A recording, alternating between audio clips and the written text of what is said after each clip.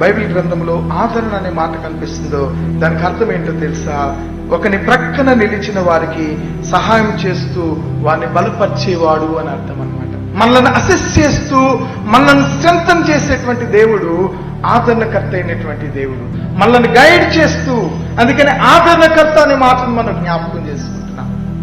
దేవుడు మన జీవితంలో అనుగ్రహించేటువంటి ఆదరణ ఎంత గొప్ప కంఫర్ట్ అంటే, ఈ లోకంలో ఎవ్వరూ ఇవ్వలేనటువంటి ఆదరణను దేవుడు మనకు అనుగ్రహించేటువంటి దేవుడిగా ఉన్నాడు. శ్రమల కాలంలో యేసయ్య మనకు ఆదరణకర్త అనే అంశాన్ని రోజు జ్ఞాపకం చేసుకున్న వెంటనే మనలో రావాల్సిన ఆలోచన ఏంటంటే, ఇక ఏ శోధనకైనా నేను భయపడను.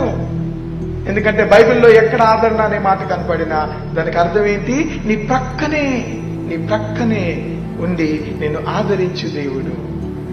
To assist and strengthen you. నన్ను దేవుడు బలపరిచేటువంటి దేవుడిగా ఉన్నాడని దేవుని యొక్క వాక్యము మనకు జ్ఞాపకం చేస్తుంది.